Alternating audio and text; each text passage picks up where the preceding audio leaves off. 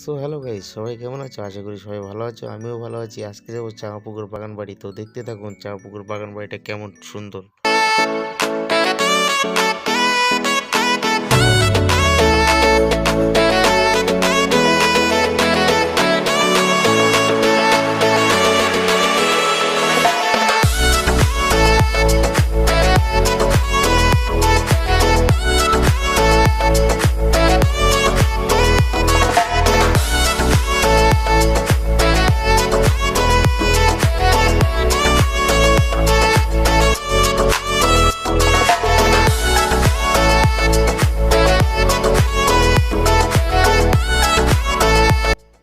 So finally আমরা কিন্তু এসে পৌঁছে গিয়েছি। এইবারে আমরা ভিতরে ঢুকবো। ভিতরে ঢুকিয়ে আপনাদের চারিপাশ ঘুরিয়ে দেখাবো।